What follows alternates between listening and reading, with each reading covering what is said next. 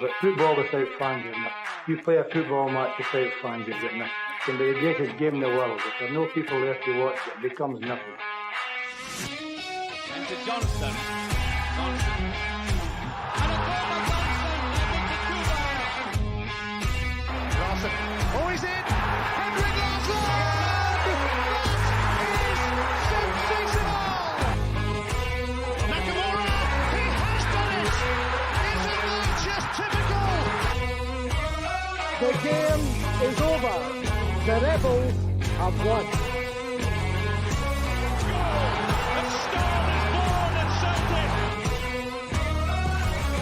Champions, that's who we are.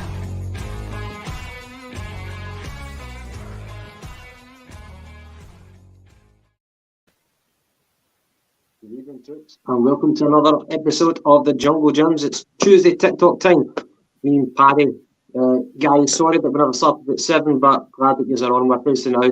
Paddy, how you doing, mate? Yes, mate, all good. Obviously, there's some hot news coming out of Celtic Park in the last few hours, so let's get into that.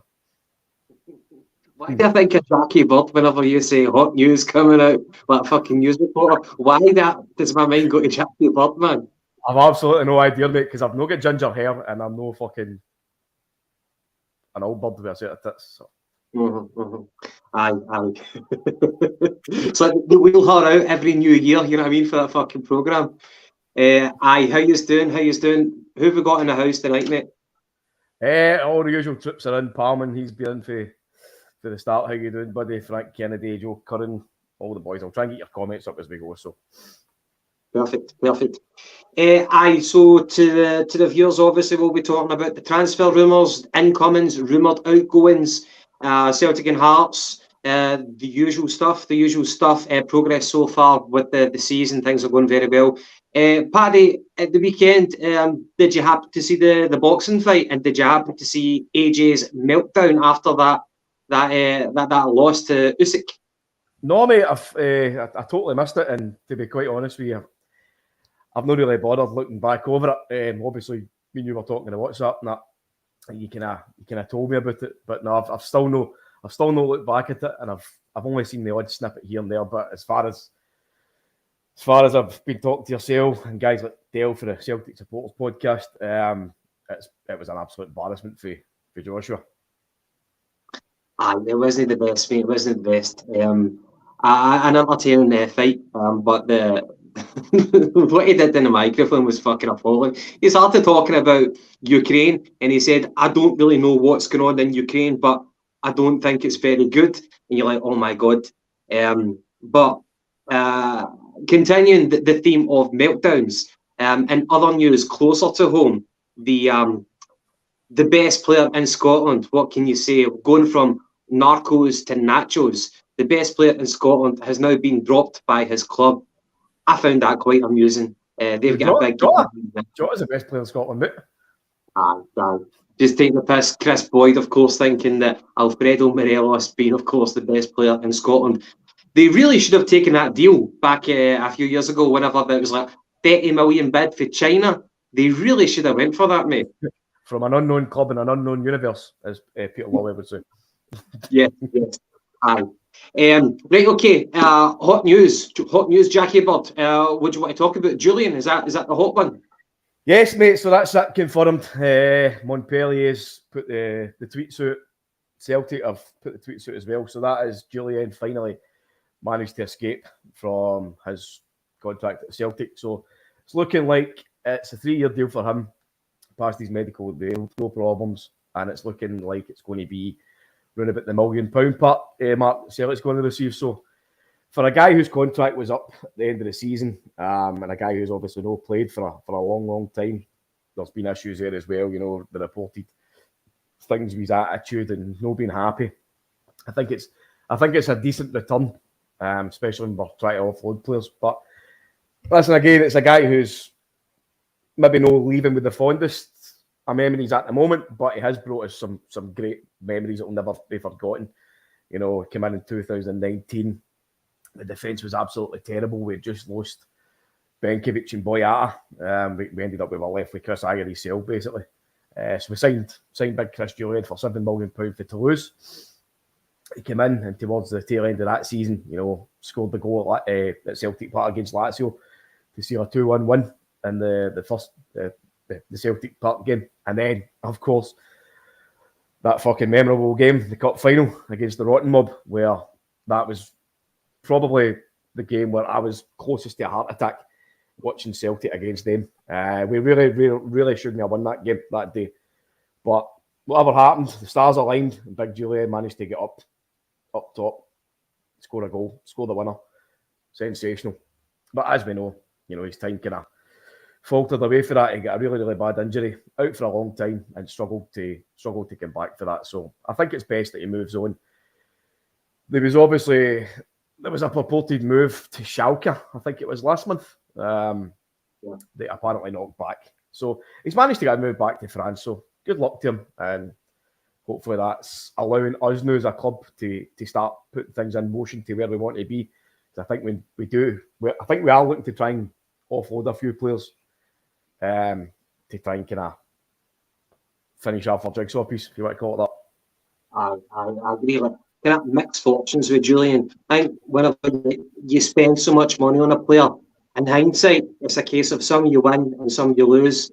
As you said, like he experienced the highs of like, beating that fascist team at Parkhead, and of course winning away in their ground as well, and beating Rangers in a cup final. Those are memories which will always be with him, will always be with us whenever we remember him.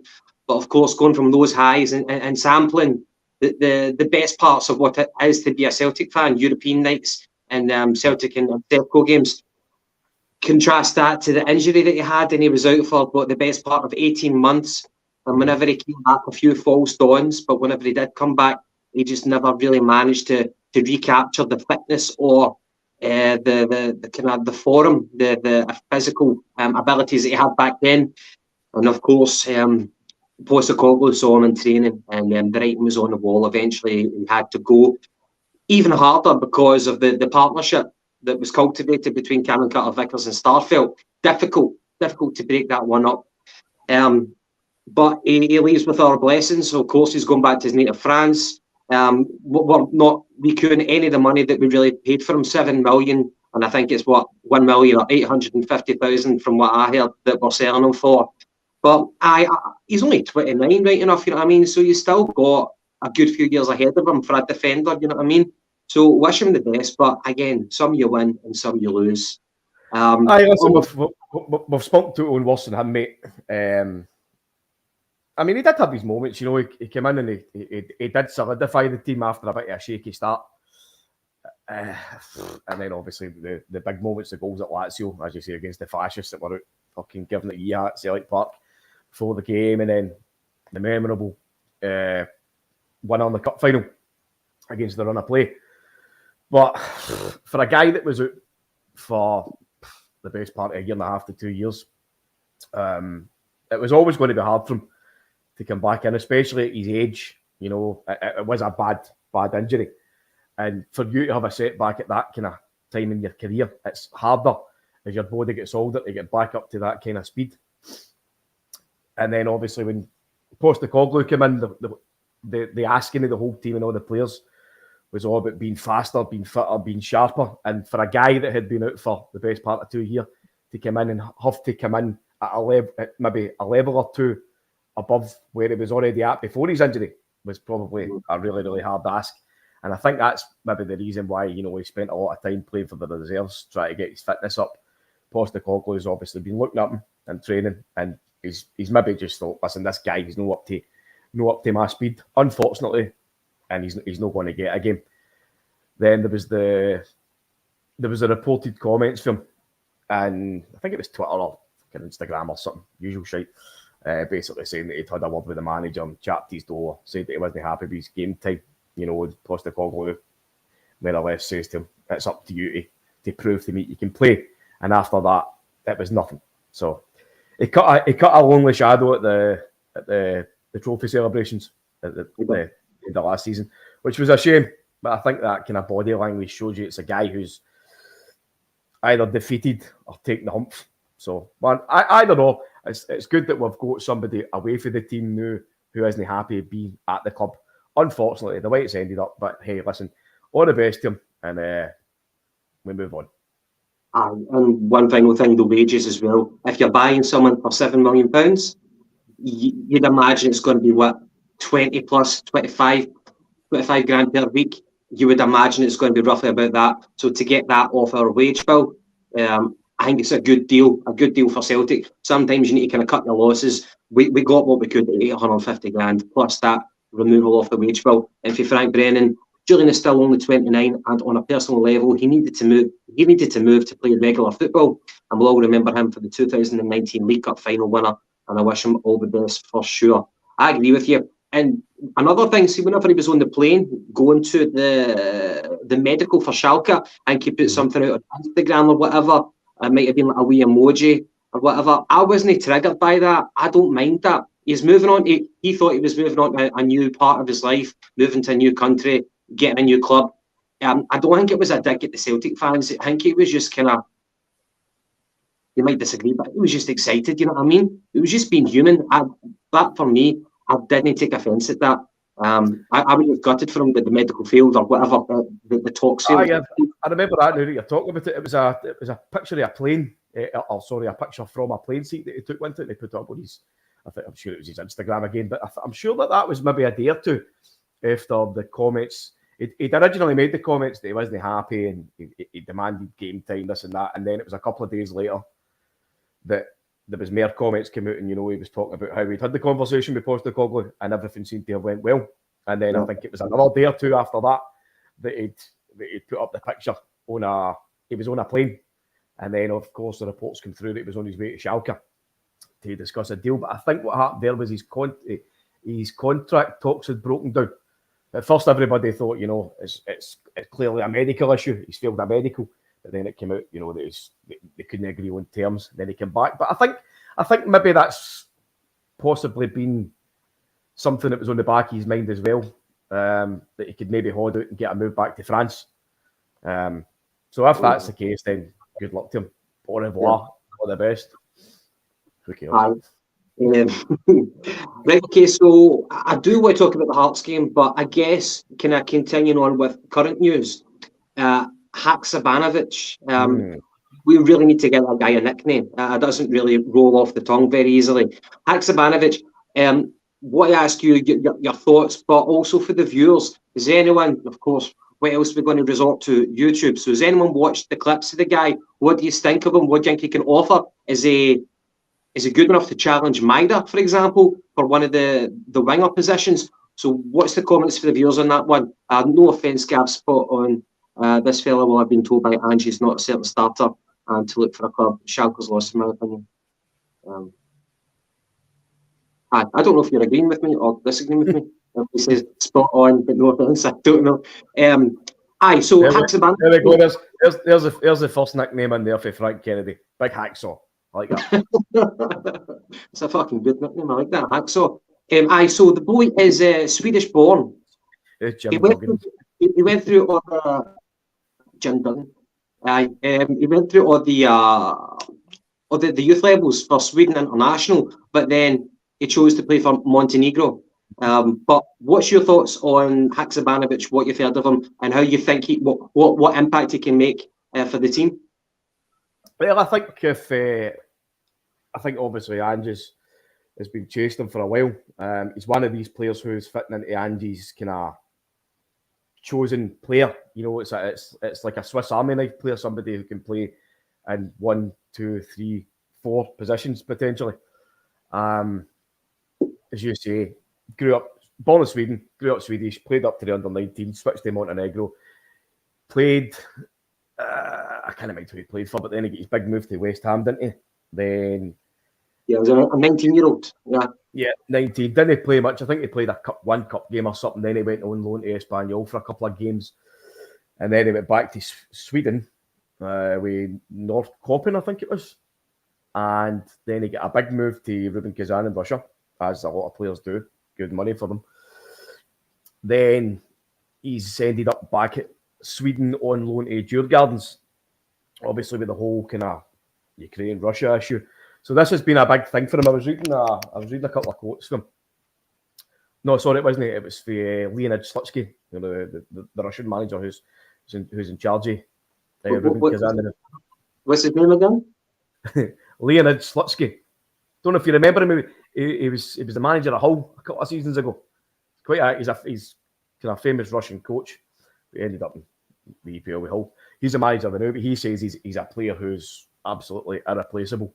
He's basically close to tears that he's losing him. But this is a whole thing with the whole kind of world issues that's going on now in Spain. Russia and Ukraine.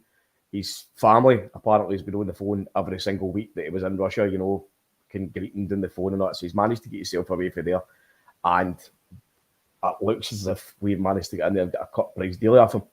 Because when he signed for Rubin Kazan, it was round about the £6 million mark. Yeah. And as there's some reports coming out saying that, we're going to be getting him for close to 1.7. So that's a great deal for a 23-year-old who is very much well quoted in Russia. So as we said the other day in the chats between us guys, there was a table. Somebody created a table, and it was basically all the positions that he's played throughout his full career. So he's predominantly played on the left-hand side. Sorry, he's not predominantly, but he's played most games on the left-hand side. I think it was about 56 games or something. So that's been as a left winger, a left mid.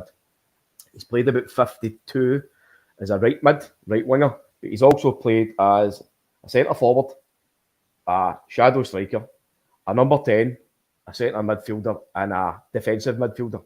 So this is a guy who can play anywhere in the midfield and forward line. So for us to be getting a young prospect who's done the round, and he's played in the UK with West Ham. He's been at Russia, and we're potentially going to be getting a cut price deal for a guy. I think it's a winner, mate. I think it's a really, really good deal. I don't know if you've seen too much of him, Gav, but he looks to be one of these players who he's certainly not afraid to take a defender on, to take a man on. He's got he's 5'9", right? But he plays like a player who's smaller. He's got that kind of low centre of gravity that he kind of pushes himself forward, kind of like that when he's running. So he's constantly looking to turn a player every time that can get by them. But he looks to be technically good on the ball, brings players into the game. There's a few comments as well saying that he's a set-piece specialist. So that's always welcome. Yeah, well, there's a fucking void in the Celtic team right now for set-piece specialists, you know what I mean? The good thing as well, Gav, see when he signed for Rubin Kazan, I think there was a bit of a crossover with him and Starfelt. So Starfelt signed for Celtic. I think it was maybe a month or two after Hacksaw had signed for Rubin. So surely to God, they've maybe got to know each other in training, and hopefully there's been a couple of pleasantries and that. So maybe that's a good thing that he's actually played with somebody previous to coming to Celtic who's now at Celtic. Yeah, and of course they are both the same nationality, Swedish. That's another thing. Yep. From the videos I've seen on YouTube and stuff like that, obviously you don't want to read too much into it, but what have we got for Graham Bell here? Even boys, hopefully Ajeti and Mike Johnson go out on loan at least. Johnson would definitely benefit from regular football. Ajeti can just vote. So with Hacksaw, he looks to thrive on the left wing, cut in on the right. Funnily enough, though, Jota loves to do that as well. So I'm thinking, is he going to be the understudy to Jota, or can he be as effective on the right hand side? If he's naturally right-footed, then I imagine that crossing would be easy for him. So it'd be interesting to see where Ange's going to deploy him if everybody's fully fit, and if he wants to give Hacksaw a game. Is he going to play him on the right or on the left? Interesting to see. Or will he play him through the middle? Not too sure about that, but we'll see. We'll see. Any comments? I just think, see, because Andrew's signing a player who is a kind of multitude of position player, he's done it with Maeda, Abada, Hacksaw. That's a good man, but I'm going to call Hacksaw. Players like that, they're guys that can play in umpteen positions. So when you've got the manager coming out and saying that Callum McGregor, Joe Hart, they won't be playing 50 games a season, there's going to be rotation. We're now in 4 competitions. 4 competitions. The Champions League games, as we spoke about last night on the Celtic Supporters podcast, on YouTube, by the way, the Champions League games are going to be coming up in a different kind of... The group stages, they're going to be set up different this season, Gav. So instead of having a game every couple of weeks, you're going to have... I think it's going to be split into three segments. So you'll have a game every week for 2 weeks. Then there's a break. Then you're every 2 weeks. Then a break. Then every 2 weeks again. So we're going to need a lot of players fit and ready. There's going to be rotation in the cups. There's going to be rotation in the league if needs be. There's potential, obviously, people getting injured or being tired. It's just something that we really have had to have done for a long, long time. Is focused on the squad, not just having a fit 11 and having a quality 11. We needed a quality squad. See all this having squad fillers and just people there just to make up the numbers. It's been no use. So clearly that's something that the guys in the management and the guys up above, Michael Nicholson, who appears to be doing a fabulous job, by the way. Yeah. I agree with that.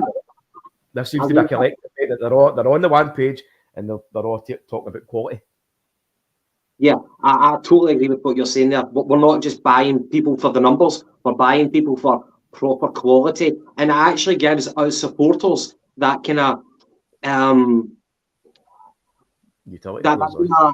that debate, that emotional, sorry, I love the multitude of positions phrase, Paddy. Aye, he's right into his Kama Sutra. It's time to discuss it. Aye. So what I was thinking is, with your point, we're not buying players in just for the numbers. It's proper quality.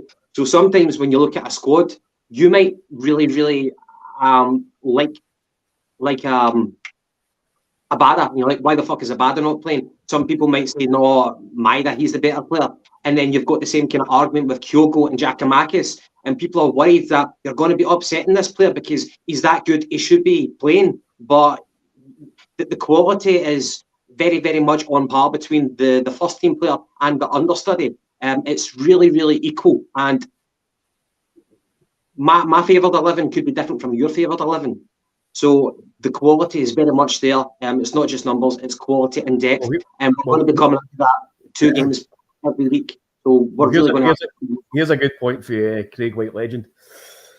I think he's competition for Turnbull and O'Reilly. And to be honest, mate, that's something that was along the lines of my thoughts as well, because everybody seems to be just thinking that he's either going to play left or he's going to play right, which he might very well do. But if you look at the squad that we've got now, and specifically look at the centre mid, or the midfielders, central midfielders positions. So you've only got really Matt O'Reilly, who can play as a number 10. I'm not even going to count Turnbull into that, because for me, he's just flattered to deceive every time he's played as that kind of focal point as the third midfielder. Okay. So really, as I say, O'Reilly's the only guy who's playing like the kind of Rogic role after Rogic left. So we've had to replace Rogic. So it looks as though we've replaced him with a guy who can also play on the left, a guy who can also play on the right. And then you look at the strikers with Kyogo and Giacomakis, and we've got 2 guys out wide who can be the backup to them. You've got Maeda and you've got Abada. You know what I mean? So you're not going to be short anywhere. I would have thought that Hatate is capable of that, although there is the argument, does Hatate thrive from a deeper position and accelerating forward, or can Hatate play in the number 10 position? That's a big question. I think, mate, that Hatate is very much like McGregor, in the sense that McGregor can play the deepest of the midfielders, he can play the central of the midfielders, or, as we saw at the weekend, as soon as Moy came on and sat the deepest, McGregor pushed up. Hatate's another one of the guys, you know, last season we were all kind of wondering, who is this guy, where does he play? We heard that he played left back, we heard that he played centre mid, he was registered as a striker in Japan, as we found out. As soon as he's come in, he had a great start, brilliant. And then obviously there was the talk, his fitness, he spoke about his sale. But since he's come in again, pre-injury, this season, he's looked absolutely brilliant. During the games, Gav, he's been a deep midfielder. He's been the centre midfielder. He's been the box-to-box midfielder. And somebody said it in front of me at the game on Sunday, and he says the nearest player that I've seen to him in style, not the same level of quality, but kind of style, is Paul Scholes. Oh, low centre of gravity, yeah. Because I tell you what, I know, mate, Hatate has got a great range of passing. He really has. See, if you watch him, he's always looking. He's always one step ahead. Yeah. Paul Scholes, maybe. Obviously, know the level of quality, but you know when you see a player of that style, somebody who can burst forward, somebody who can sit in the middle of the pitch and play a short pass or play a fucking 30-yarder sideways or go forward, have the pops at goal, have a dig at goal. You know, certainly no an unfortunate comparison. Who's the unfortunate comparison? Sorry? Who's the unfortunate comparison? No, I'm saying it's not an unfortunate comparison being compared to Paul Scholes. Aye, you could be onto something, or the guy who was talking in front of you could be onto something.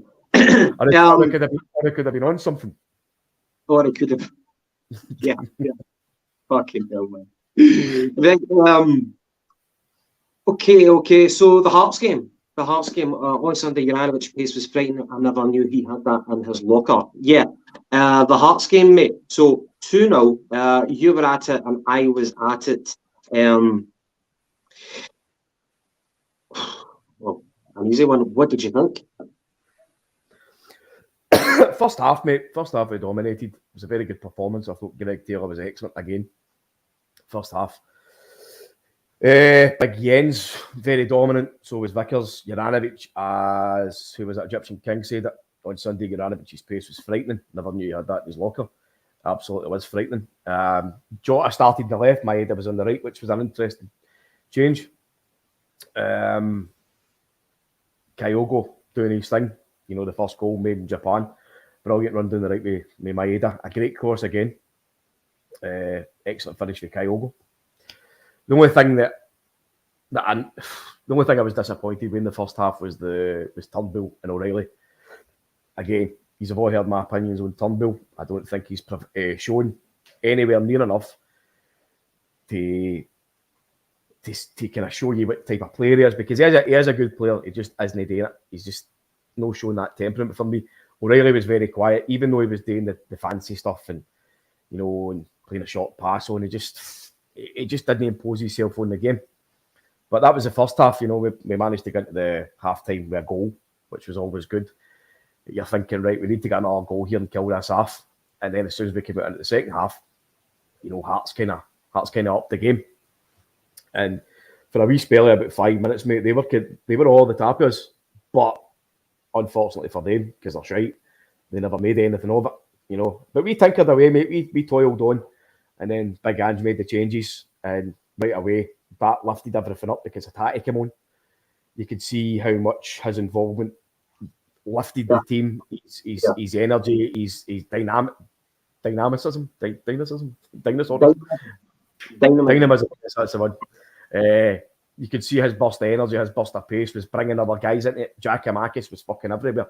He was working like a dog, so he was running back into midfield to win the ball back. He was up front harrowing defenders. He was bringing guys into play.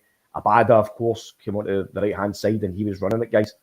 So it was good to see that, like, the positive influence of Angie's changes and the guys that we're talking about who are squad players now, as many people might see them. They're no automatic starters, but as soon as they come on, they're fucking raring to go, mate. They're busting a gut.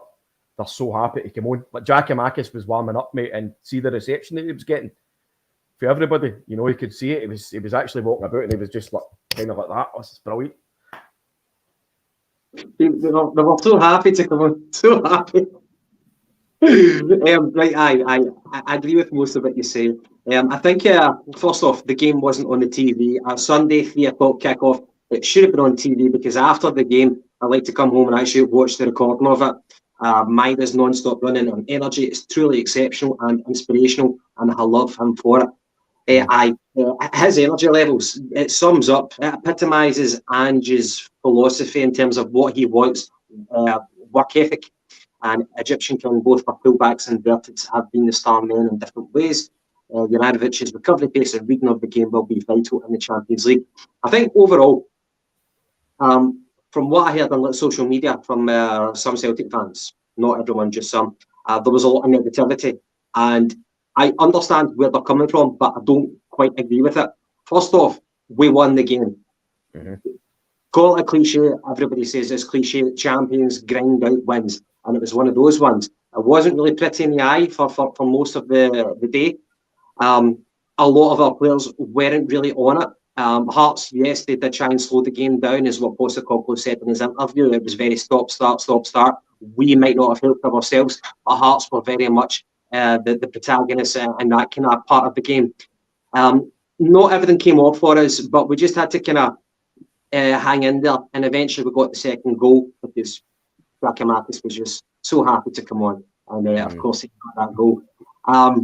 But a lot of some of the fans that I heard on social media were saying that that's not good enough and blah blah blah. I think Ange might have went through them after the game and said that that's not the levels that I want from you. You need to be doing better. But he's very much entitled to defend the players and to be bullish in his remarks for any silly questions from interviewers. He has to defend the players and say, we've got 4 wins on the trot right now, more than what the Sevco team can boast about.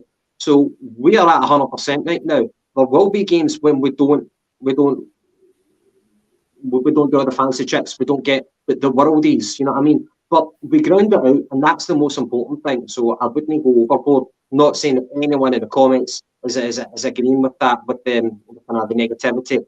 But you need to look at it in the bigger picture. We won the game. So that's what I would say. And of course it is, mate, because like you saw what happened on Saturday.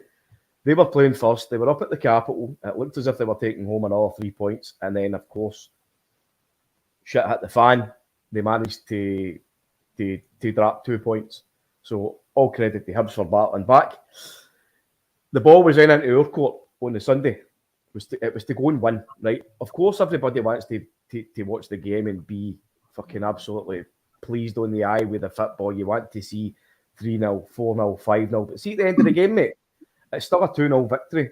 We won the game and we're top of the league and we're cleared by 2 points now. So that was the important factor there, was winning, gaining momentum and putting them in their place for a wee while.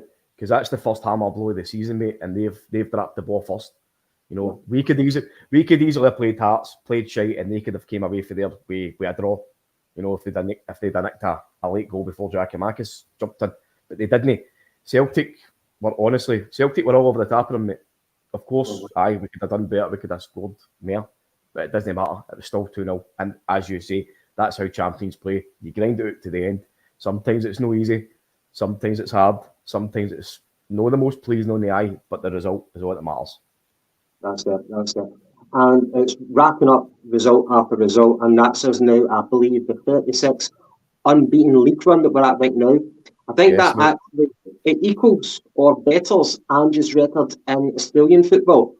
However, the record that he set for Brisbane Roar, I believe, is more spectacular because of the way that the game is set up in the Australian football, where there's kind of systems, controls in place to make it more egalitarian, where everyone has got the wage caps and stuff like that. So you don't really have like a Celtic or Sevco, who are the biggest spenders in the league.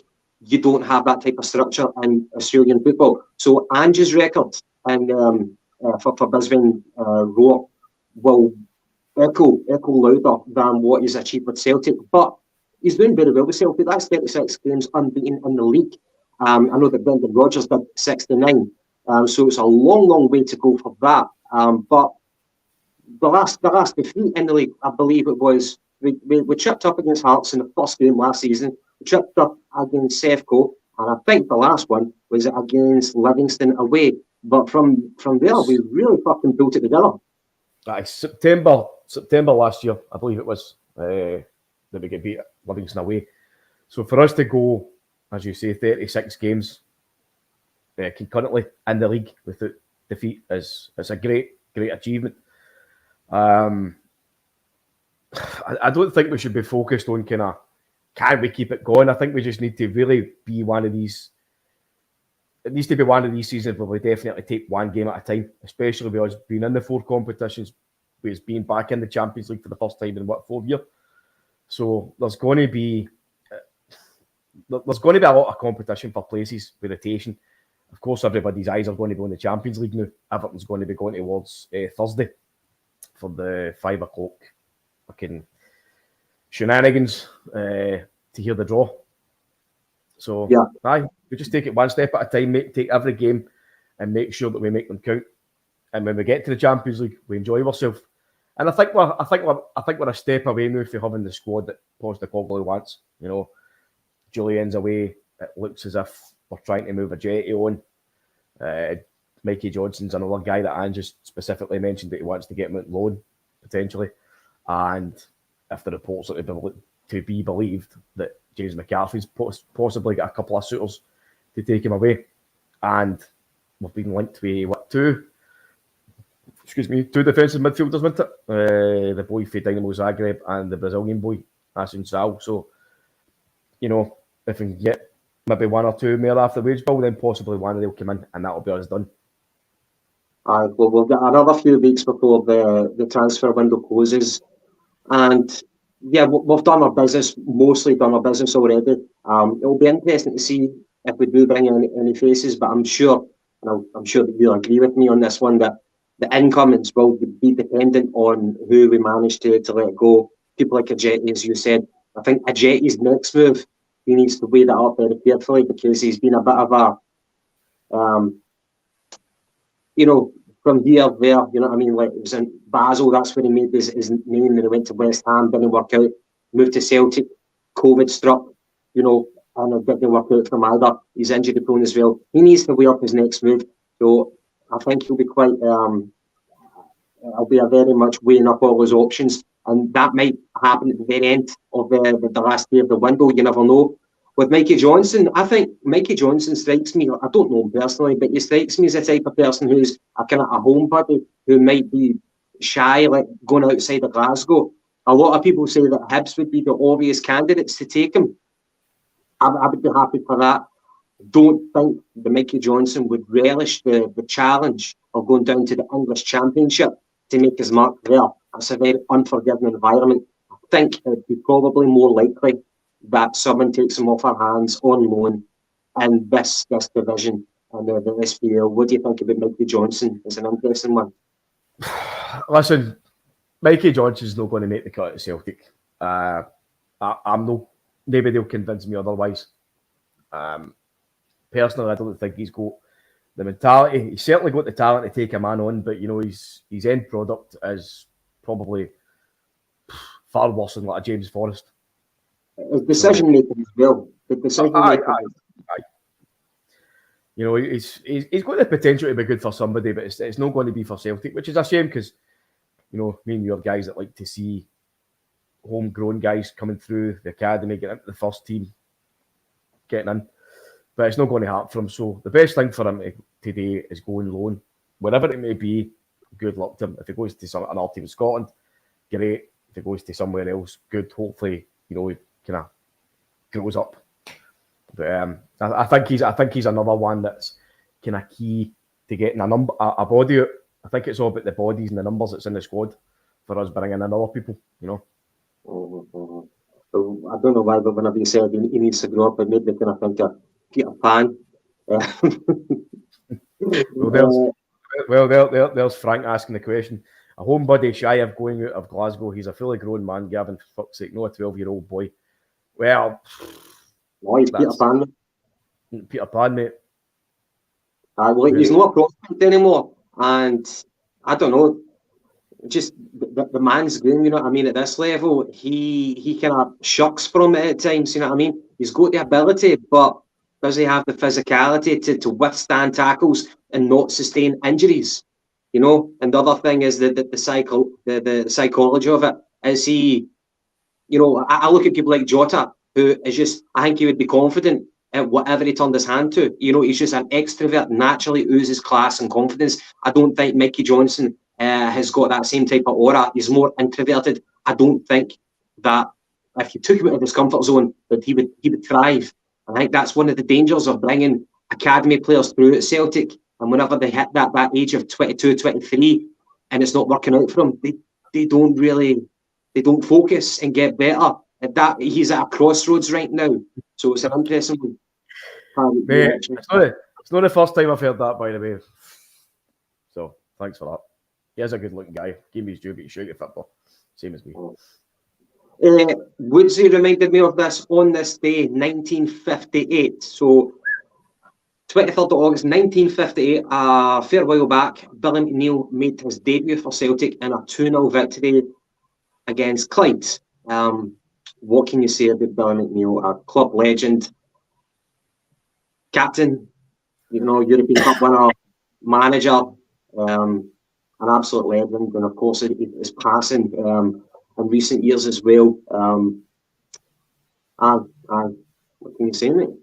Did you ever have a pint on his pub in Govan Hill, McNeill's? No, I did not. No. Were you barred down? No, it's not it. You're for the Carlton and you can't mix in Govan Hill, is that what it is? You don't know. That's it. Go to stay in your own area, isn't it? Fair dues. Right, okay, so You say, mate, great player, icon, legend, hero, whatever kind of phrase you can fling at him. He was everything. Mr. Celtic, sadly missed, but never forgotten. When I was a wee guy, my dad, who was an electrician by trade, Billy McNeill needed his lights done up in the kind of the lounge section upstairs in the boozer, and so my dad had offered to go over and do the lights for him, and I came over with him as well, and I must have been about 1994, so I would have been about 8 years old, 7 or 8 years old, and I was all dressed up in my Celtic kit, went over and got my photos taken with him, and I got his autograph and stuff like that, and that was just such a special moment. I just loved that. Such a memorable day for me. So I'm sure that everybody has probably got, if they were lucky enough, like to have kind of similar memories of seeing club legends and stuff like that. And he was just a lovely human being as well. Apart from the actual professional football side of it, just a down-to-earth human being. Right, Paddy. Thursday is the Champions League draw. So where is it? Thursday the 26th, I believe. The Champions are 25th of August, the Champions League draw, mate. What have we got for you forever and ever, Celtic? Would you take Chelsea in a group, boys? I think they are going to be inconsistent. And Tuchel looks like he's full of himself and not in touch with reality, acting like a tit, in my opinion. Paddy, would you take Chelsea? Would I take Chelsea? Don't know, because I'm not secretly wanting them, but I want Real Madrid. I really, really want Real Madrid. That's a team that I want to see at Celtic Park. I want to see us take the game to Real Madrid under the lights at Parkhead. The other team I would like, purely for shithousery, would be Frankfurt, because as soon as they come back to Glasgow, there'll be a massive red carpet rolled out. Be more than welcome.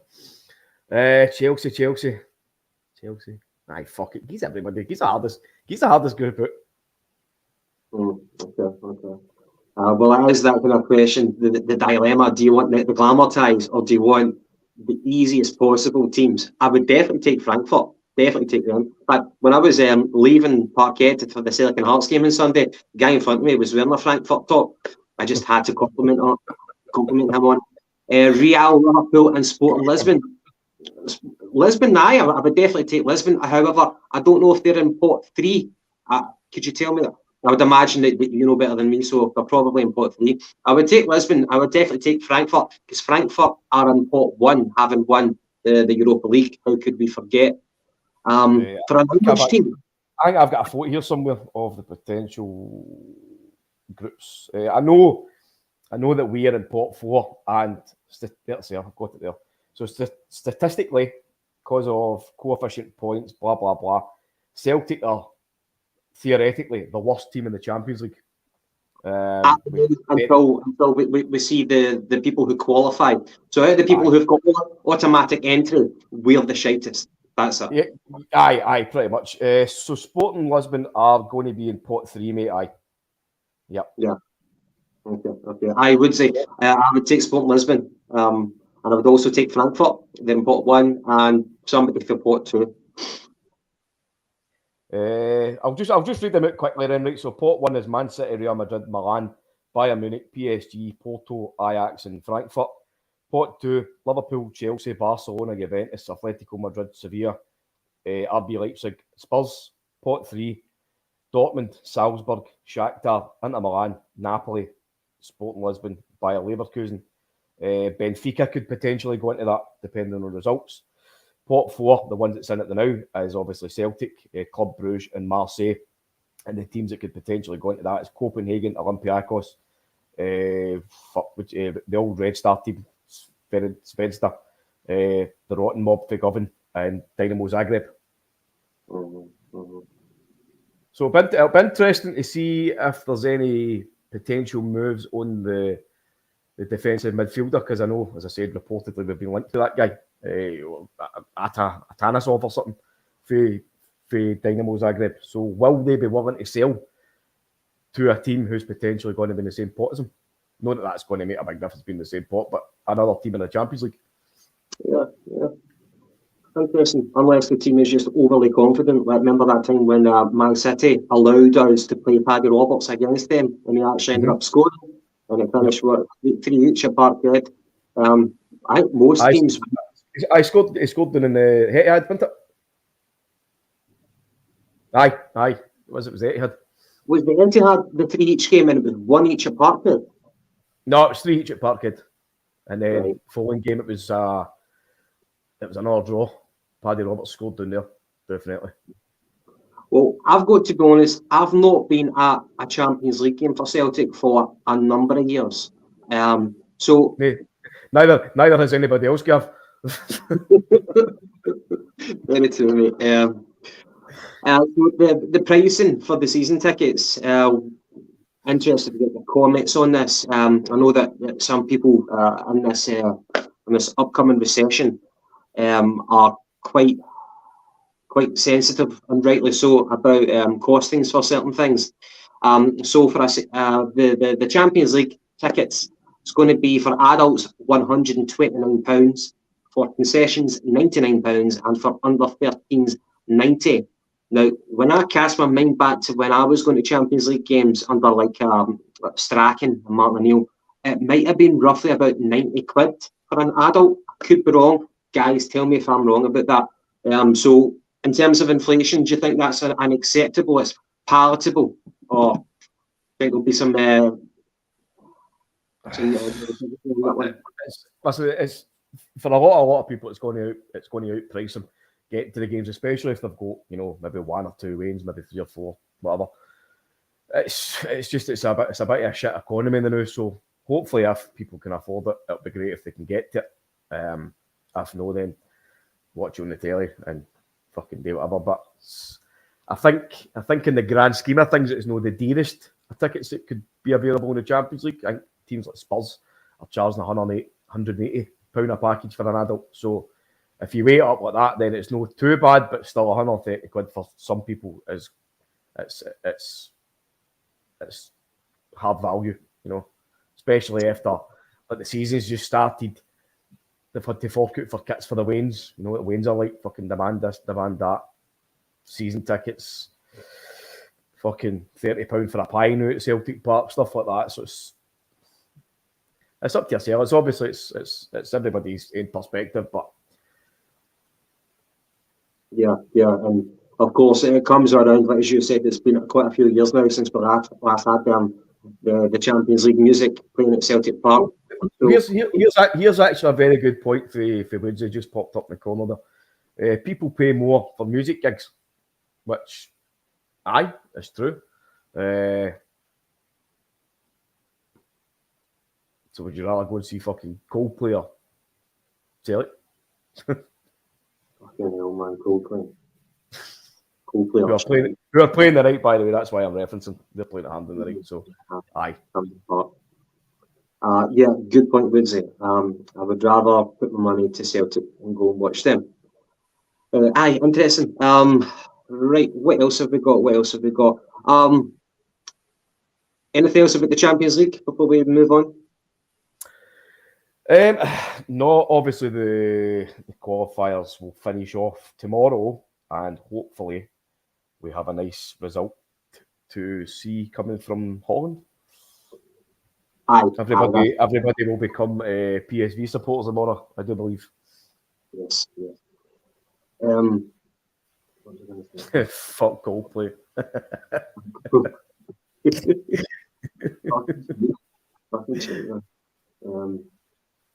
If you compare like their current stuff to their first album Parachutes, it's night and day, man. Night and day. But what was I going to say? Do you remember when we did that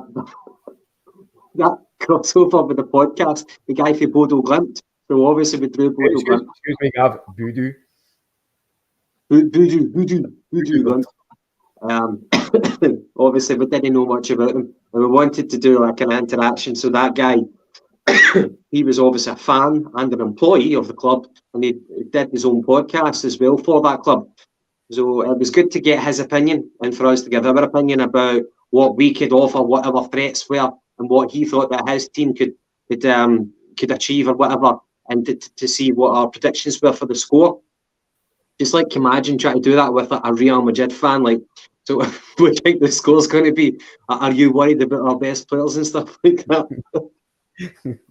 Do you think Vinicius Jr. will be fucking shitey still about coming up against Greg Taylor? By the way, listen, I know obviously on paper, like if you were to get a team like Real Madrid and you were to speak to a Real Madrid supporter and you were to say to them, how do you think fucking Benzema's going to fare against Carter Vickers? They would probably laugh at you, but this is the types of games that you need to go out and be brave, and this is the types of games where players can make themselves known in Europe at the big table, and you can't afford to go out and be scared. You need to go out fucking with your balls out and go and play and go and take the game to these teams, you know. And that's personally why I want to see potentially the hardest group, like a Real Madrid, a fucking Frankfurt, of course, for personal reasons, PSG, whatever it might be, because Big Ange is here for the long run, right? This isn't going to be your first and last foray into the Champions League under Ange, guarantee it. Look at you heard it here first. Paddy guarantees it. This will not be the first and last dance. Correct, absolutely correct. We'll be there next year, and how we play this year will affect next year, because we'll be able to take lessons and we'll be able to take positives. We'll also be looking at negatives, because I'm sure we're going to get scalped a couple of times. But if we can do one or two games against the big teams and we can get some sort of a result, or even at the least a performance to remember, it's always going to be there. It's always going to be in the back of your mind, where we're giving Celtic beat Real Madrid, where we're giving fucking Celtic through against fucking whatever. You know, these are the things that we all want to see. We all want to see performances at Celtic Park and the Champions League. We don't just want to go there and fucking sit back and hope for a wee pop-it goal every now and again. We've done that. We've been there, seen it, wore the T-shirt. I'll explain why I don't want the hardest team, such as like a PSG, because we remember what PSG was like when we get spanked by them in Barcelona and on their heyday, whenever they were, you know, completely just running through us, passing it around. I don't want to come up against a team who are that good, but we're going to be chasing shadows for the entire night, where we only get the ball for a couple of seconds and then we lose it, and then we're like, oh fuck, let's get back into position, get back into shape again. I don't want to come up against the hardest teams for that reason. I think if we come up against other teams like Sevilla, for example, you know what I mean, Tottenham, Frankfurt, then it'll be a little bit more equal, where we can actually have the ball and express ourselves. I just don't want it to be an 85% possession against 15%. That's what I'm fearing. Well, I think is that with Postecoglou, with his philosophy, he's going to live or die by the sword. He's going to go. He might tweak a couple of things, but I think overall he's not going to change the entire philosophy. We're pretty much going to go head to head, toe to toe against whoever. We're not going to do what Neil Lennon did, what Strachan did, what Mark McNeill did at times, and set up the banks of four. You know what I mean? We're not going to do that. So people are going to have to play with responsibility, to be fearless on the ball, to, you know, man against man. You know what I mean? People are going to have to just, you know, as you say, get their balls out. But that's my whole point, and that's something that I've been kind of banging the drum for. Is like, you look at that PSG game, take that as an example, right? That PSG team was quite possibly the best opposite team performance I've ever seen at Celtic Park. That night they were unbelievable. I can't remember one single pass that went astray. Their movement was excellent. Their transitioning was perfect. You know, every time they kind of countered a play or they did this or did that, it was to perfection. But if you remember that performance as well, we basically literally just fucking bent over, pulled our pants down and invited them in without any reply. We just let them do what they wanted. We never fucking took the game to them. We never tried to have a go at them. And I don't even think we had a pop at goal that night. So that's where I would like to see this Celtic team playing with aggression, playing with energy and spirit, and saying to these teams, listen, you're not going to get a second on the ball because we're a pressing team. You won't be allowed that time to look good playing football because we won't allow it. And your fullbacks are going to be in for a hell of a night because Jota's going to be in the mood. Maeda's going to be everywhere. Kyogo, you don't know where he's going to be. He's going to be the ghost. It's up to obviously the transitions in our team. Like, if we lose the ball, then we need to get back as quick as possible. We need to recounter, regroup, and get our shape back. And when we go in the attack, we need to make things count. We can't miss chances. We can't, be afraid to take a shot. We can't try and walk the ball into the net. We can't try and be too fancy at the back. We can't fuck about with our passes. We need to make everything count. Be strong, be fucking solid in the mind, and just play with heart and just go for it. We're in the Champions League, mate. We've been there for the start of the season. We are a Champions League group this year.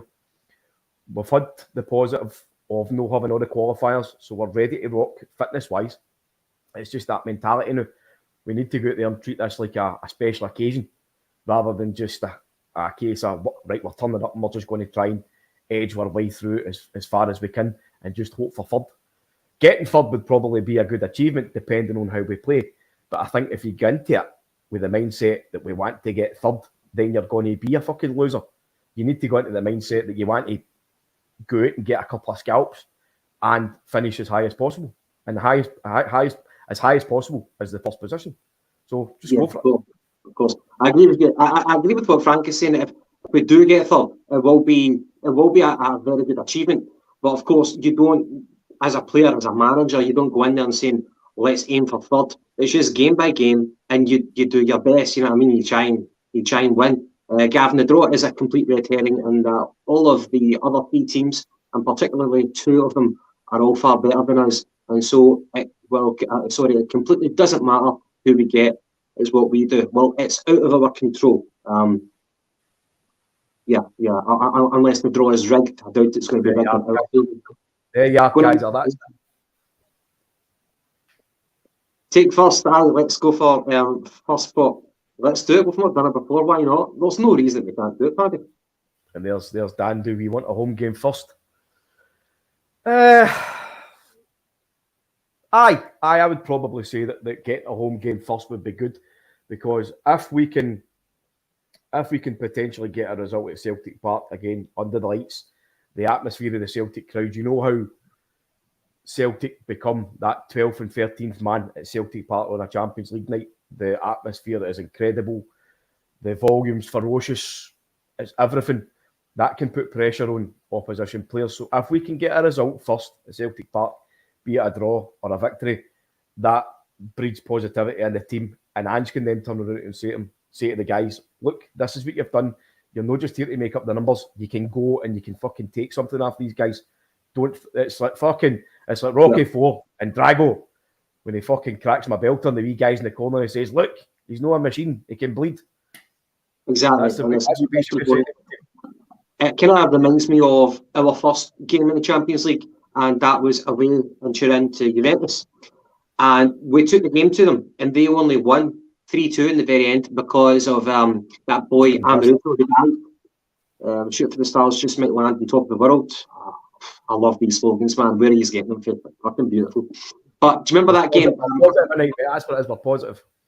Very positive, mate. So away in Turin, Juventus, we get beat 3-2, and they only won because Amaruso dived and the referee just fucking shat the bed and he gave a terrible penalty call. You remember McNeill, how furious he was in the interview?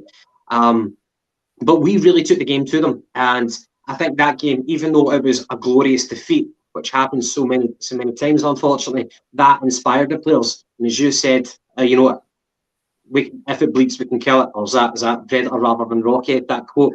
But That's Predator, yeah. if it bleeds. But the players and Mark McNeill, they knew after that defeat in Turin that we could take them at our own patch. So yeah, home or away. If it's at home, then let's catch the opposition cold. Let's hope that, you know, the 12th man, the Celtic fans will be so overwhelming, you know, that it will strike fear into their hearts. But if not, if it is away, hopefully we take confidence from what we're capable of doing, and we bring that confidence back into the home game. I just think, mate, looking back for Mark McNeill's era onwards, you look at every time that we've played in the Champions League or Europe or whatever. I think other than the game against Barcelona, where we won 2-1, obviously, and I think we had like fucking 13% possession. That was a total snatch and grab back game. Other than that, any big scalps that we've taken or any games that we've properly went for and had a glorious failure, as you say, it's been a case where we've no sat back and we've come out with the right mentality of saying we're going to go and try and win this game. We're not just here just to sit back like patsies and fucking try and sneak a wee goal here and there. No, we want to go out and put a performance in. Like Gordon Strachan done it with fucking guys like Paul Telfer. Do you know what I mean? And Lee Naylor.